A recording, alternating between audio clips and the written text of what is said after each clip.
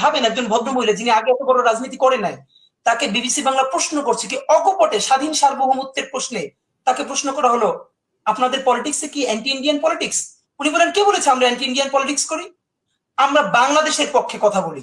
মাহমুদুর রহমানের সম্পর্ক পর্যন্ত খারাপ হয়ে গেল, তো 2024-এর নির্বাচনেও তো বিএনপি ভারতের সাথে গিয়ে আমরা অনেকে তো দেখি অমিত শাহের সামনে এরকম কোমর নুইয়ে দেয়। তারপরও কি পেরেছেন?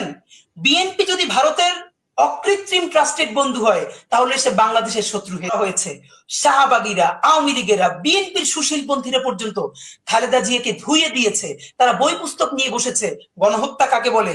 বেগম খালেদা জিয়া পড়াশোনা জানেন না, তিনি এটাকে কেন গণহত্যা বলেন? আর দেখুন, বেগম খালেদা জিয়ার ব্যাপারে আমার তরফে বলা এই জন্য কঠিন যে আমি খুব আল্লাহ মাফ করুক যে যদি উদ্ধত্তপূর্ণ কথা হয়ে যায়।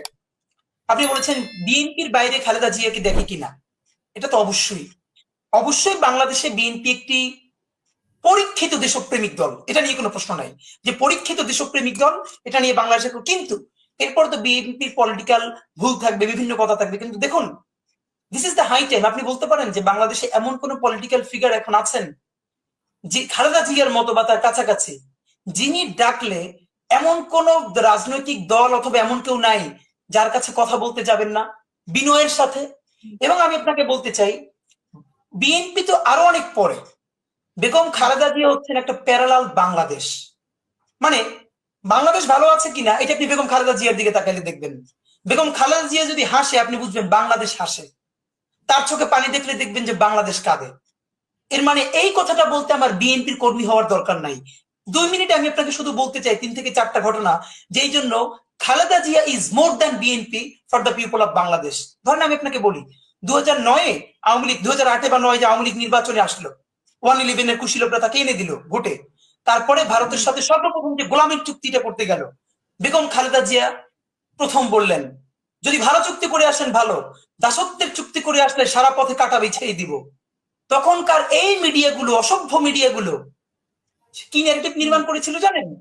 তাহলে খালেদা জিয়া যে বলেছে শেখ হাসিনাকে কাটা বিছিয়ে দিবে ভারত থেকে আসার পরে, এই কাটা মানে কি বোমা? এই সেই কি 21শে আগস্টে গ্রেনেড হামলা যে বোমা করে মেরেছিল সেই বোমার কথা সে বলছে? তাহলে কি জঙ্গিবাদের কথা সে বলছে? আপনি ভাবেন তারা সেইভাবে ফ্রেমিং করছে। 1997 বা 98-এর দিকে বিবিসি বাংলা বেগম খালেদা জিয়ার একটা ইন্টারভিউ করেছিল, তখন আওয়ামী লীগ ক্ষমতায়, এবং বেগম জিয়া সেটা তখন বিরোধী দলীয় নেত্রী। আমি আমার অনেক ছোট ভাই বোন আমাকে বলে, ভাই আপনি তো খালেদা জিয়ার ব্যাপারে অন্ধ। আমি বলি অন্ধ টন্ধ না, আমাকে বেগম খালেদা জিয়ার ব্যাপারে এটা নিয়ে আমাকে কেউ প্রশ্ন করলেও আমি মাইন্ড করি, বিকজ আমি অনেককে বলি যে তোমরা তো সেই মূলে ভিডিও নাই, বেগম খালেদা জিয়ার সেই ইন্টারভিউটা শোনো। আপনি ভাবেন একজন ভদ্রমহিলা যিনি আগে এত বড় রাজনীতি করে নাই, তাকে বিবিসি বাংলা প্রশ্ন করছে কি অকপটে স্বাধীন সার্বভৌমত্বের প্রশ্নে তাকে প্রশ্ন করা হলো, আপনাদের পলিটিক্সে কি অ্যান্টি ইন্ডিয়ান পলিটিক্স? উনি বলেন, কে বলেছে আমরা অ্যান্টি ইন্ডিয়ান পলিটিক্স করি? আমরা বাংলাদেশের পক্ষে কথা বলি। সেই বাংলাদেশের পক্ষে কথা বলতে গিয়ে যদি দিল্লির বিরুদ্ধে যায়, সেটা আমি কি করবো? তারা গায়ে মাখি কেন? কি স্ট্রেট ফরওয়ার্ড বাংলাদেশের ব্যাপারে তার আপোষহীন অবস্থান। সকল কথা বাদ দেন, আজকে বিএনপির যাদেরকে দেখি বিএনপির পক্ষে ওকালতি করছে, সুশীল, শাহবাগী, যারা বিএনপির গার্ডিয়ান হয়েছে, 100 জনের নাম ধরে বলতে পারবো। 2014-তে যখন বেগম জিয়া, 2013 অথবা 14, যেটা 154টা আসন আনকনটেস্টেড হয়ে গেল, বেগম জিয়া সেই নির্বাচন যখন প্রত্যাখ্যান করলেন যে বিএনপি ইলেকশনে যাবে না, অন্তত নির্বাচিত এমপি এর আগে বিএনপি এরকম আমি অনেকজনকে চিনি যারা পিছনে গালিগালাজ করেছেন, যারা বলেছেন এটা খালেদা জিয়ার ভুল সিদ্ধান্ত। আমি আপনাকে বলি, তখন আমি খুবই ছোট মানুষ, বিশ্ববিদ্যালয়ে পড়ি। অন্তত আমি আমার বন্ধু বান্ধবকে 100 জনকে মিনিমাম 1000 বার বলেছি, বাংলাদেশ যদি বেঁচে থাকে, তাহলে খালেদা জিয়া যদি সারা জীবনে 3টা অত্যন্ত দূরদর্শী সিদ্ধান্ত নিয়ে থাকেন, যেটা তিনি মরে যাওয়ার 50 বছর পরে ইতিহাসে লিপিবদ্ধ হবে সবার বিরুদ্ধে গিয়ে, সেটা হলো 2014 নির্বাচনে না যাওয়া। এবং ইট হ্যাজ বিন প্রুভড নাও। বিএনপির লোকেরা তার সমালোচনা করেছে যে না না না, আমাদের ইলেকশনে যাওয়া উচিত ছিল। তারপরে তো তাকে জেলে যাওয়ার পরে 18-তে ডক্টর কামালকে সামনে রেখে বিএনপি উদ্ধার করতে গিয়েছিল। কি উদ্ধারটা হয়েছিল? মাহমুদুর রহমান বলেছিল বিএনপিকে বাংলাদেশের মানুষ পছন্দ করে দিল্লির তাবেদারের বিরুদ্ধে লড়াই করবার জন্য। এই জন্য বিএনপির সাথে মাহমুদুর রহমানের সম্পর্ক পর্যন্ত খারাপ হয়ে গেল। তো 2024-এর নির্বাচনেও তো বিএনপি ভারতের সাথে গিয়ে আমরা অনেকে তো দেখি অমিত শাহের সামনে এরকম কোমর নুইয়ে দেয়। তারপরও কি পেরেছেন? বিএনপি যদি ভারতের অকৃত্রিম ট্রাস্টেড বন্ধু হয়, তাহলে সে বাংলাদেশের শত্রু হয়ে যাবে। আর বিএনপি যদি বাংলাদেশের আজীবন বন্ধু থাকতে চায়, তাহলে ভারতের সাথে তার এভাবেই থাকতে হবে। তাকে লড়াইটাই জারি রাখতে হবে। আসেন সব থেকে গুরুত্বপূর্ণ একটা কথা বলি, এই যে কসাই শাহবাগের মেসাকারের ফলে যখন সাইদি সাহেবের রায় হলো মৃত্যুদণ্ড, আপনার নিশ্চয়ই মনে আছে, বেগম জিয়া কিন্তু তখন সিঙ্গাপুরে চিকিৎসায় ছিলেন এবং সম্ভবত 2 দিনে সাইদি সাহেবের রায়ের পরে সারা বাংলাদেশের মানুষ যেমনি ভাবে প্রতিক্রিয়া দেখিয়েছে, মিছিল করেছে, পাখির মতো গুলি করে 2 দিনে সম্ভবত 70-এর অধিক মানুষকে হত্যা করা হয়েছে। আমরা বিভিন্ন জেলায় দেখেছি, পত্রিকায় এসেছে যে গুলি করে হত্যার পরে পাখি যেরকম রাস্তার পাশে রেখে দেয় সেরকম রাখা হয়েছে। আমি সেই দিন জীবনে ভুলবো না, বেগম খালেদা জিয়া সিঙ্গাপুরে ট্রিটমেন্টে ছিলেন। তিনি ট্রিটমেন্ট শেষ না করে বিমানবন্দরে ফেরত আসলেন ঢাকায়। তাকে বিএনপির পক্ষ থেকে ফুলের তোড়া নিয়ে স্থায়ী কমিটির সদস্যরা তাকে মানে স্বাগত জানাতে গেলেন, তিনি ফুল গ্রহণ করেন নাই, তিনি এসে সংবাদ সম্মেলন করলেন।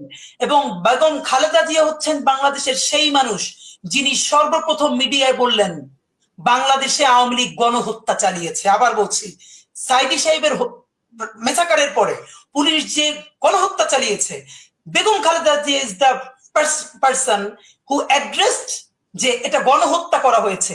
শাহবাগীরা, আওয়ামী লীগেরা, বিএনপির সুশীলপন্থীরা পর্যন্ত খালেদা জিয়াকে ধুইয়ে দিয়েছে।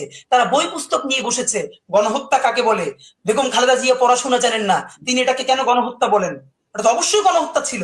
সুতরাং বিএনপির, এবং আপনি ভাবেন বিএনপির চেয়ে কেন খালেদা জিয়া আরো বেশি গুরুত্বপূর্ণ বাংলাদেশের জন্য? কারণ হেফাজতের যেদিন 5ই মে শাপলা চত্বর হলো, বেগম খালেদা জিয়া বিএনপি ঢাকা মহানগরীকে নির্দেশ দিয়েছিলেন শাপলা চত্বরের অসহায় মানুষগুলোর সাথে দাঁড়ানোর জন্য। আমি আজকেও দায়িত্ব নিয়ে বলি, বিএনপির ভাইয়েরা কষ্ট পেয়েন না। যেদিন শাপলা চত্বরে, আমিও ছিলাম, শাপলা চত্বরে যেদিন অসহায় মানুষগুলো রাতে বন্দী হয়ে গেল, সেদিন যদি বিএনপি ঢাকা মহানগরে, আপনি ধরেন কাকরাইল মোড়ে অথবা মৌচক মোড়ে অথবা ঢাকার যে কোনো একটা জায়গায় গুরুতর একটা মহাসমাবেশ না, তারা বড় একটা গ্যাদারিং করতো, ঢাকার এক প্রান্তে যদি এরকম বড় একটা গ্যাদারিং থাকতো বিএনপির, সেই রাতে ওখানে এত বড় গণহত্যা চালানোর সাহস খুনি হাসিনা করতো না। বেগম খালেদা জিয়া বলেছেন আপনারা তাদেরকে সাহায্য করেন। ঢাকা মহানগর বিএনপি বেগম খালেদা জিয়ার কথা শুনে নাই, মানুষগুলোকে বাঁচাতে নামে নাই।